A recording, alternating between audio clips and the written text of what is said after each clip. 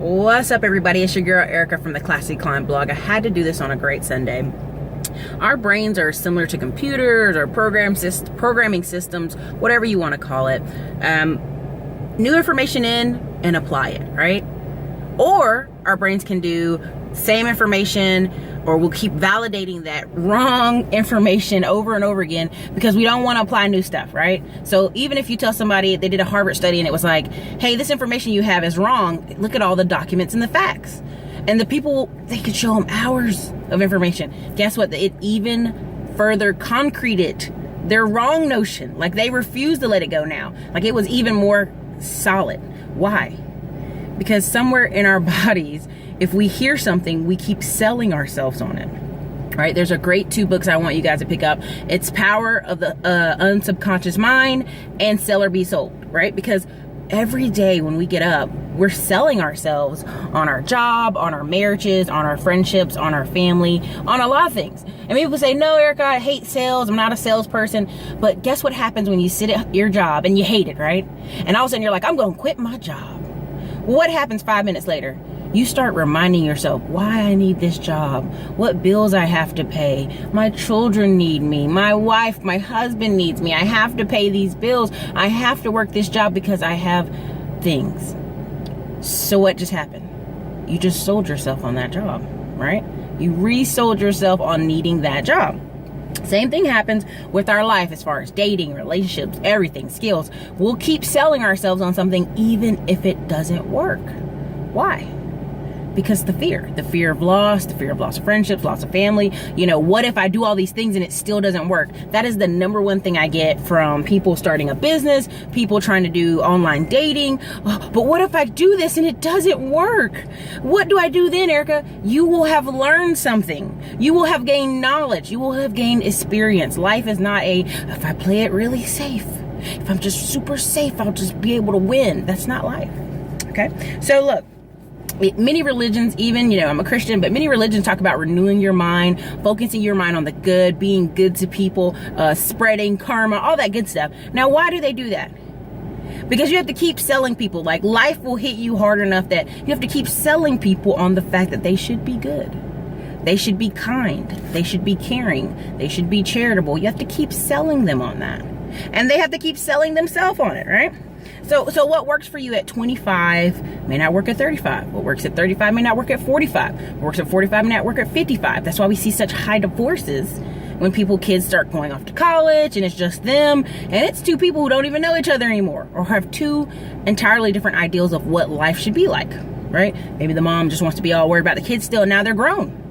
And the dad's like, hey, this is our time to go be free. RV camper sales, all kind of things. You could go into many different marches and niches and see where they have all these old historic cars now being popular again and selling again. Why? Because people are trying to get that nostalgia back. They're trying to go backwards. They're trying to reclaim something.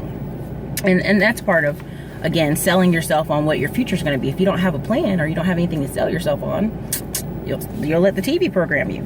So why is Sell or Be Sold such a big thing? It's because ideals that you have did not just come out of your mind out of nowhere. And I'm gonna give these 2 examples, and they're kind of crass, but not too crass. I have a Mexican friend and I have an Asian friend. The Mexican friend said, I don't like Mexican women. The Asian friend said, I don't like Asian women. How can you not like who you are? You are Asian. You are Mexican. Now, those things come out of where? Someone sold them on the ideal that Mexican women and Asian women aren't good.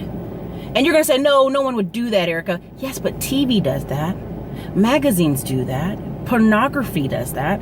When people describe to you some woman they want, and you're going, I've never seen a girl like that. And then you Google, pornography, right? Or magazines. People are selling themselves on some ideal. Like when people go, they ever hear the saying, blondes have more fun, Asians are so smart at math, or something of that nature, that's stereotypical. Where do they get that information from? Who keeps selling them on that information? And why do they keep repeating that information in their mind, even though it may be wrong? Correct? Okay. So, again, people love seeing themselves in events and places. So if you notice, movies have been tanking lately. they'll have all white casts and storylines that people don't relate to, but then you'll go on Netflix and Hulu and Amazon, and they're booming. Their market share is booming more and more. Why? Because they have such diverse films and diverse movies. People see themselves in those movies. They see more diverse characters, more reflective of the world. So what are they just trying to sell Hollywood on? What is Hollywood trying to sell you, right? So you're trying to sell them on, hey, I want more people that look like me in movies, and they're trying to sell you on old stereotypes and fashions that don't work anymore. That's why the movies are sucking. Okay, so look, I'm always for renewing your mind, refreshing your mind, applying new things. If things you're doing aren't working, stop doing them, right? And so even the same comes to business. I'll have people say, but if I start this business and I only know this one or two techniques, what will happen to me when I need to know another technique? You have to continuously learn and grow. That's with anything. That's with anyone, right? Even when you see people say, I can be a millionaire by just putting $50 a month away in my 401k. Me and you both know that's not how that works, right? Me and you both can do the math and go, well, that's really not how that works. But they've sold themselves on this ideal of a 401k. They've sold themselves on the ideal of something that they're going to apply and it's going to work for them and everything's going to be fine. And that's the key. The key is, how did they start selling themselves on that? Who told them that was going to work?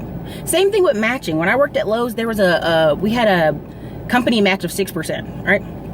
And the company, after a few years, forced you on a 1%. Like, they forced 1% to come out your paycheck and be saved for your own good, right? It was like a nudge.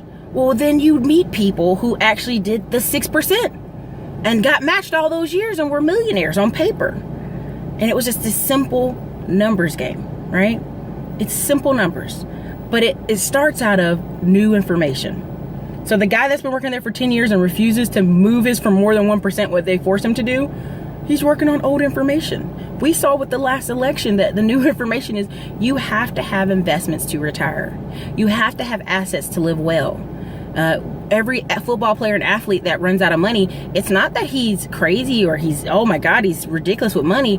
He had a lifestyle he liked living. He just did not have the assets to keep paying for it. Once that high paying job is over, you have to have assets, correct? Right? And so that's what we're learning in this new economy. And so I'm not asking people to quit their job or be entrepreneurs, but I am asking them to be investors. I am asking them to take control of their destiny and stop with this someday bullcrap. Because that someday comes at your expense. You have to sell yourself on what is your dream and where you are going. Correct?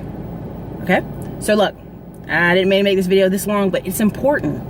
Mindset is important. I know people watch the channel and say, why do you talk about mindset? Because you can give one person $20,000 and they go on a bunch of vacations for the rest of the year and then they're broke again. You can give another person $20,000 and they have a whole online business that's thriving and making 6 figures. Or you can give one immigrant person $20,000 and they have a gas station. You can give a local American $20,000 and they've got a new car and new clothes. So there's something deep there. There's a thing of mindset, renewing your mind, focusing your mind on good things, but focusing also your mind on learning, adding new things and just changing the technique a little bit. I'm not asking you to throw away your life. I'm not asking you to change everything overnight, but I am asking you to improve it just a little bit. So everybody, this is Erica, Classy Climb Blog. Hey, thanks for watching, you guys.